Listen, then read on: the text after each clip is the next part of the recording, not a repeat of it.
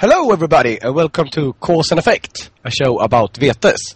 This is the second part of the second episode of the second season. Isn't that a magical number? Anywho. Power of the beast. Yes, the power of the beast, obviously. Well, today we are talking about Toreador Antitribu. And if you have missed the first part, I suggest that you go back and watch it before checking on this part, because we're probably going to reference the things we have said. Anywho, we're going to check out a Breed Boon deck, which is featured. Isaac, are you prepared to tell us about this deck? I'm so psyched, pumped, and ready. It's very American of you. Okay, show me how psyched, pumped, and ready you are. Yeah. Okay, so we have more or less the same crypt. Biggest difference here being the inclusion of Lachlan or something, the Nordist, and Greta Kircher, being a 7 and 8 cap with superior in-clan disciplines. Other than that, we see the same guys as we saw in the previous deck.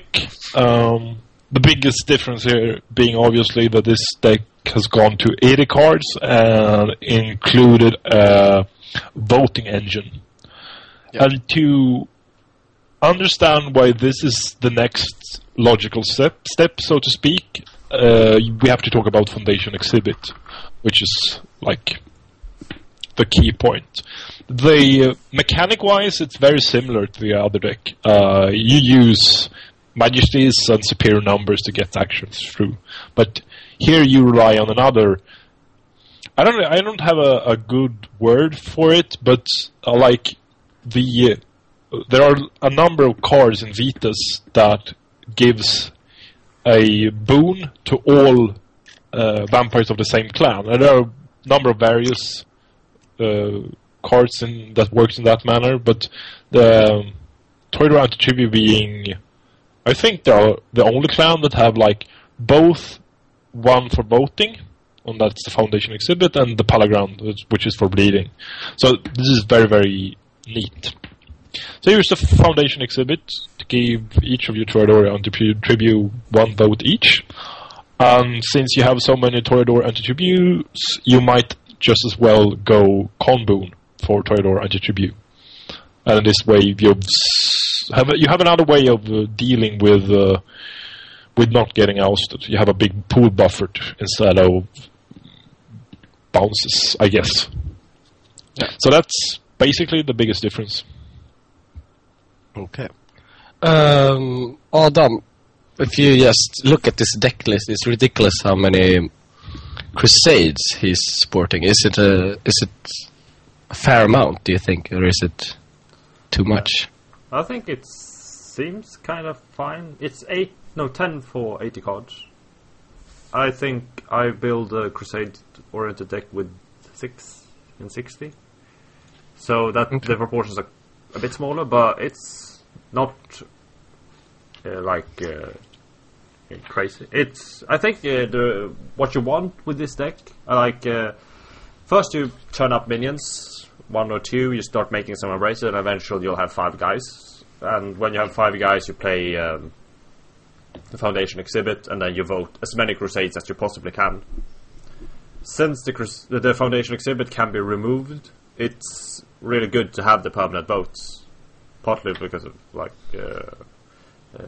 it's annoying to play a Foundation Exhibit every single turn, and also other players won't be able to just remove the Foundation Exhibit and then get vote lock. It's good to have the votes there actually permanently.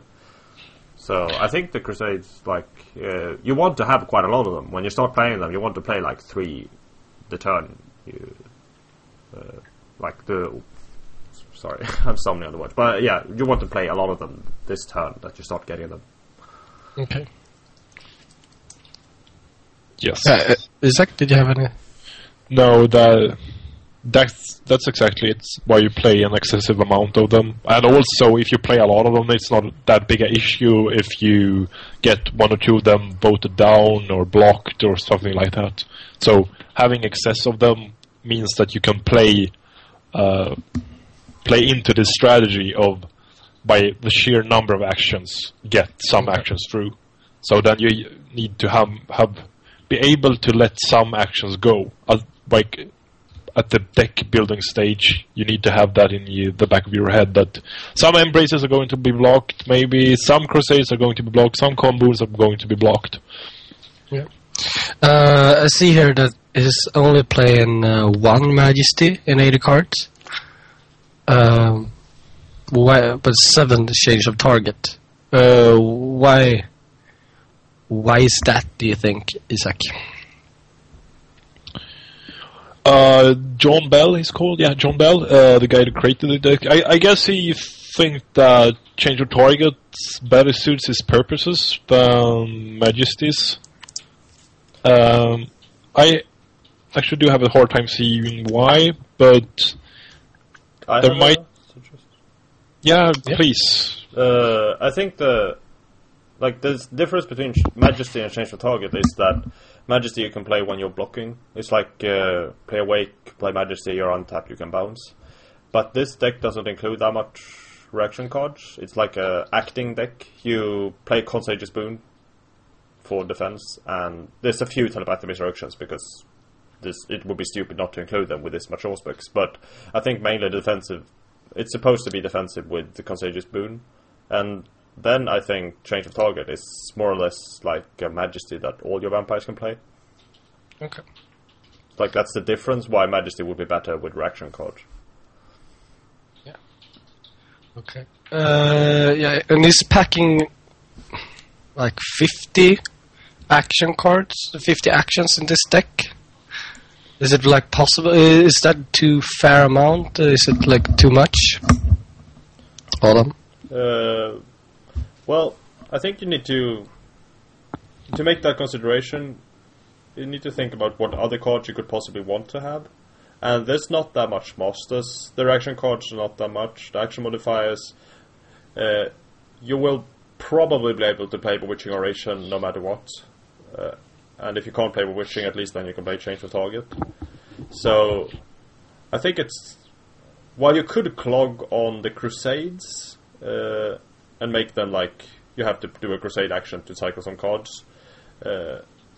It's not that much that you can actually clog on. Most of the actions are... You just play them and it's gonna be great no matter what. And you have quite a lot of actions, so... I think it kind of works out. It's not... There's not like 20 masters and 15 reaction cards in this deck, so I think it's kind of fine actually. It's like saying the sheer number of actions, like 50 actions, it's the proportions between actions and other stuff that's the important part. And I think this deck would benefit from being slimmer, but I don't necessarily think that the proportions are out of order. I agree with Adam that playing a Kine, it's nice. Playing a Comboon, it's nice. Playing an Embrace is nice. And at any time, more or less. Playing a Crusade, not all the time, it's great, but those 4 action types that are just called by name are the bulk of the actions. So 3 out of 4 are more or less always good. So I think that's fine. And with 10 Embraces on 80 cards, I think the goal is to get a lot of minions. Yeah. And that's probably the idea behind adding Lachlan and Götakircher to the deck, is to get a wider crypt.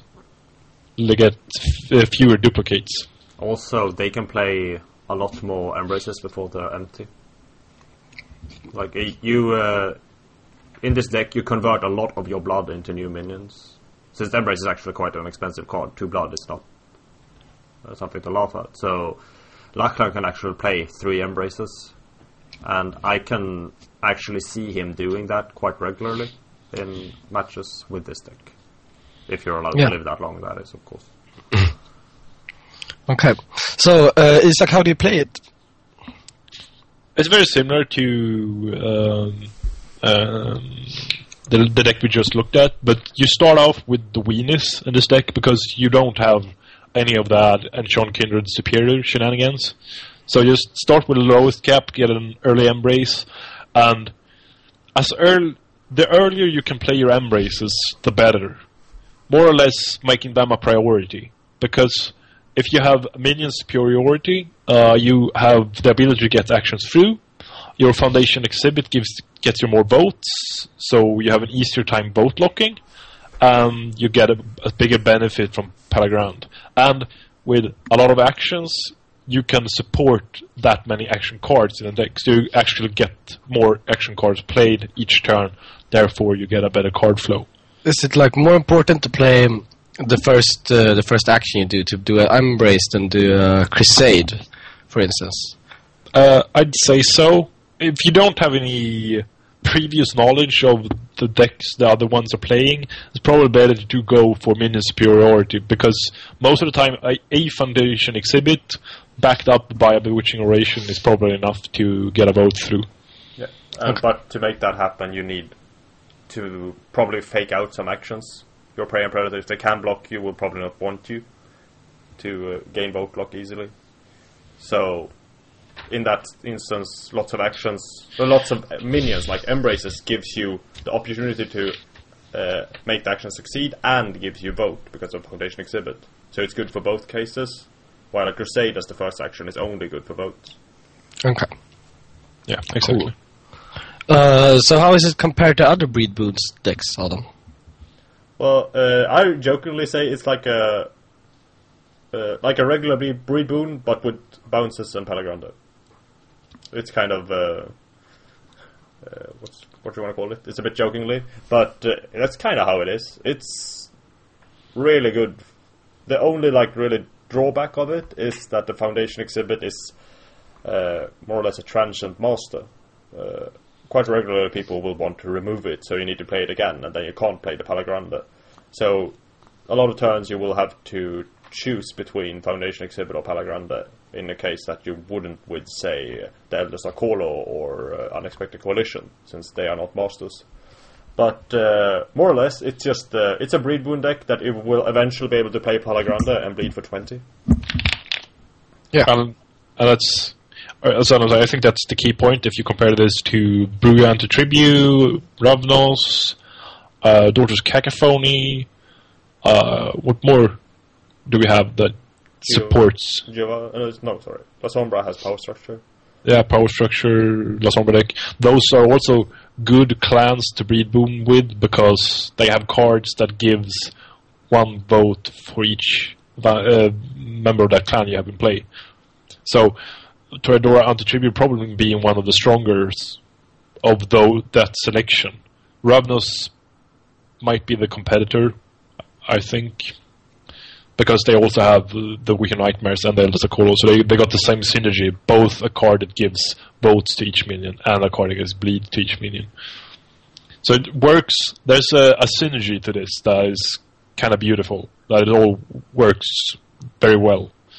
Like you have in this case, the change of target thing, but you have that engine to get the actions through instead of stealth, and then you have Foundation exhibit and Palaground that gives a further benefit from having a lot of minions of the same clan. Yeah. Okay. So, how do you play against this deck, Isak? More or less the same way as you would play with against the bleed deck, but I've several times during tournaments, and this is true for most breed booning deck, is that if you whine enough and make puppy eyes, you can get a sympathy and get some comboons through cross table if you are vote locked. By making puppy eyes, you could stay in the game a game longer and just. It's kind of easy to overhelp one of these decks, so that's the advantage. If you compare it to like the blocking embraces early on is the biggest weakness, but then later on in the game, do puppy eyes and beg for you to be able to play a combo. They might agree if they're greedy to get additional points during the course of the game. And obviously, since you're playing votes yourself, you have an easier time dealing with Ancilla Empowerment and Anarchist Uprising if you both lock them. Yeah. So you're not as sensitive to well-played Anarchist Uprising, unless you're in other situations. Also, something that should be considered when playing against this is if you're in that situation where you have the power to give them a Contagious Boon that they want, it's really tempting, and in some cases it's probably the best play to have that player play their Con Boon. So, but if you agree to give a Breed Boon deck a Con Boon, you better well think it through, because that that could really come back to bite you later on. Yeah. More or less, if a Con Boon goes through for 7 pool, almost guaranteed to take the duel with that player if you're going to win. Like, if you're getting the duel with someone, it's for the player that got 7 pool with an Embrace. So if you do that, you better have a plan for it. Like, you have Anarchist Uprising and Approximation in your deck, like Approximation of Loyalty and Anarchist Uprising. You can oust that deck, probably, if you have Vote Lock, and yeah. But if you can't do that, if you don't have the possibility to take the duel with this player, it needs to go. Yeah, it's like a typical deck that kick it while it's down. Yeah. It doesn't need any help. And also, saving, if you're like this deck's first Predator, or Predator at any time, saving delaying tactics for Contagious Boons is really important. It might be tempting to do it on some other political action around the table, say you're getting kind or parity shifted and you want to delay it, but most of the time it's probably worth it to save it for the Contagious Boon, because they could easily come 3 Contagious Boon one turn. He plays Foundation Exhibit, he makes Con Boon, Con Boon, Con Boon against 21 pool. Now, it's not too uncommon, and it's really, it doesn't work. You can't, if that happens to you, then even if you manage to oust this Con Boon deck, your deck will have emptied because of how 21 more pool is so many more cards for you. So saving delaying tactics for Contagious Boon is kind of a no-brainer. Yeah. Another thing that, and this might sound a bit counterintuitive, but this deck can be kind of slow if you compare this to a, say, Inner Circle deck with Crypt Acceleration. That in this scenario, obviously, the Inner Circle deck draws its Crypt Acceleration. Yeah.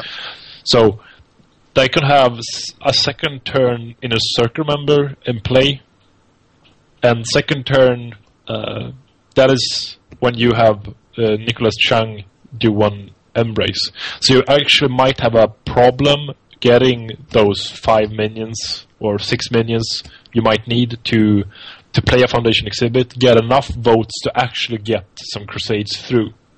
And by that time, they might have brought up their second Inner Circle member or a Justicar and have a total of 7 or 8 votes, plus maybe a vote card to discard.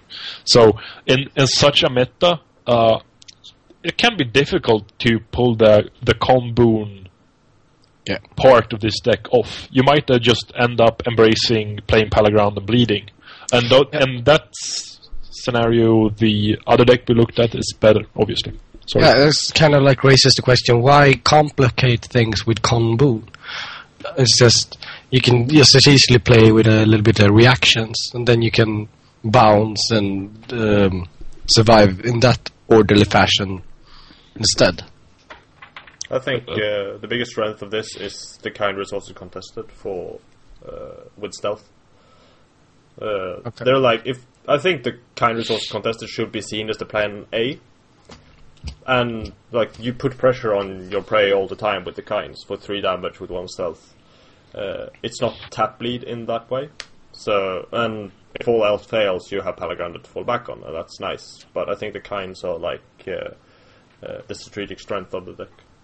Yeah, because having that as a primary action when it comes to damaging and change of target works kind of well, because you play kind resources to contested, they play Awake, they play card, you play change of target, the vampire untaps, blah blah blah blah, and you bleed with it instead. And you play blah blah. Okay. Something that like, if you want to critique this deck, is that I think the Bewitching Oration, at least a few of them, could be Scalpel Tongue, since they can be combined, and as Isaac said, the Inner Circle threat is ever present. So a Scalpel Tongue could be like inferior presence, inferior celerity, remove 4 votes. Yeah. So that could be really strong. It makes that a bit easier. Yes, agreed. It's there's no question about it. This is a very strong deck. Tier 1? Yeah, I'd say. As tier 1 as Conboon can get. Yes, that's very true. It's really susceptible to delaying tactics. But if you manage to trick out the delaying tactics, definitely tier 1. Okay, cool. Any last thought on this deck before we move on? Just the part of slamming the deck. If I'd build this, I build this out of 60 cards, maybe 65. Is that enough cards? I would say 60, possibly 55 with burn option. Yeah. The thing is, it's enough, but I'd rely more on Palaground than kind resources contested. Yeah, I think so too. Okay. Yeah, well, fine. Let's move on to our trick deck of the day.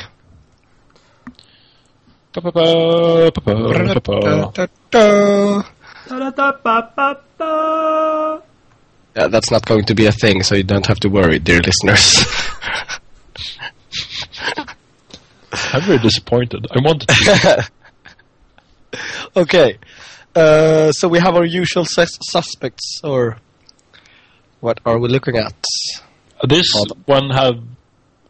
Oh, sorry. You can go on, Isak. I can't remember which one we said was going to introduce us, so go on. Yeah, this deck have another 2 vampires, which we haven't looked at. This Greta Kirche, but Yitzhak and Christos Mantiago is new vampires for this deck, so to speak. And they both have inferior presence, which usually makes them kind of not unplayable, but you don't want to play them. But in this particular deck, as we're going to see, it doesn't matter. Yeah. Okay. As much. So, what is it then? The deck or Yitzhak? Yeah. The deck. Deck is you take the basic bleed deck and you make them Anarch, and you rely on slight stealth to oust prey, with undue influence as the primary bleed action. Okay, what is undue influence? That is an Anarch 3-way card that's actually playable. Oh. So much like Keystone Kine.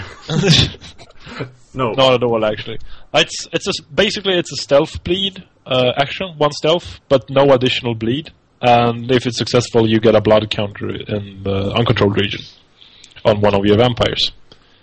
So that's the card which you rely on. You can think of the undue influence as this deck's kindred spirits or govern the unaligned or something similar. You use it to stealth bleed your prey. Okay. And this card, yeah, I think this card would be actually unplayable if it wasn't for... It's a bleed action that only bleeds for 1. A bleed for 1 with presence. Presence only action modifier available is like either 1 or 2 bleed for 1 blood. Either air relation or power 1, as you will see later. Is really, really weak. So without Palagrande, this deck would... this card, Undue Influence, would be unplayable. But it works really well with Palagrande. Yeah. Okay. Sorry, Isaac, you were saying something? Yeah, and I forgot all about it. But yeah, this is... You spam this card. This is what this deck is about. You bleed with this card, you gain a pool counter on one of your guys in your uncontrolled region, and by doing that you get a slight crypt acceleration or some pool gain, depending on where you're at. There are no age limit or something like that, right? No. So you just pick a vampire and a vampire. Yeah. Which is nice. You can start off with the small caps and work your way upwards. Something that's a bit weird with this card is that you actually need to choose a vampire in your uncontrolled region. It's not like... it's not optional. So you need a vampire in your uncontrolled region to play the card, and it makes the deck a bit weird. As well, if I go back to the deck will see that it includes effective management. Yeah. And that's like, it's really counterintuitive to read the card effective management. I think that effective management is actually a plus bleed card. It makes this deck be able to bleed. So that's like an interesting mechanic with this deck. Yeah, and it's important to remember if you to try to play this deck, of course. Because some bastard can come and, oh, you can't play that because you don't follow the rules and such. Yeah, and this, since this deck is based around slight stealth bleeding, and you don't get to do that, it's very, very bad for one turn. Then you will get very, very blocked. Very, very blocked. Of course. Yes. Okay, so we have some other Anarch features. Anarch Railroad and Anarch Revolt and Anarch... I almost said Anarch Troublemaker as well. Yeah, that's Anarch tech. And the most important thing that we just should state with this deck is that it lacks Anarch Convert. Yeah. It's from 2009 in September, so I do think that it was actually released, the Anarch Convert, but I guess that... what's his name? I can't find it. Jay Christoph hadn't bought any or was unlucky or whatever. Obviously, if you build this today, you should put in Anarch Converts. Yeah, but how many Anarch Converts are you supposed to put in? Meaning all your minions need to be Anarchs, right? So, Adam, how do you do it? I would probably play 13 Crypt for Anarch Convert. I have no motivation other than it feels kind of right. It's a bit more than 3 on 12 and a bit less than 4 on 12. So 4 on 13 is a bit in between there. And the reason why you don't need as many is that you actually want to... It's like a big part of the deck is to pay 1 to see 1 or play effective management. So you're going to be getting the Anarch Converts either way. Yeah. And until you get them, you can play Archcam. At least with this version, you have 10 Archcam. It's really a lot. So until you're Anarch, you can play Archcam, which is a good action because it's stealth and you just gain stuff from it. But then you have to, like, a few of your minions are actually going to have to do the action to go Anarch. Probably. Not so sure. I if you have 4... Isaac? If you have 4 Anarch Converts in 13 cards, you probably want to draw all 4 of the Anarch Converts, and you probably want more than... Say you draw 3 Anarch Converts in total, and you probably want to have more than 3 minions in play. So 1 or 2 minions will have to do the Anarch action, I'm pretty sure of that. But I don't think that's the biggest issue if you compare to making a crypt that is more Anarch Convert heavy. I think that can prove a bigger problem. Because drawing an all Anarch Convert start, like all 4 of them are Anarch Converts, is very bad. Yeah, but you have effective management, so... Yeah. It's 3 and 60. You might draw 1, you might not draw 1 early on, but still having too many Anarch Converts in the opening 4 is very bad. Yeah, of course. Because you don't want to put 4 counters on 4 different Anarch Converts, turn 1 Anarch Convert up. That was all. Up in play, and use the other 3 for making that Anarch so Convert. Basically, why you just bleed? We have lost them again.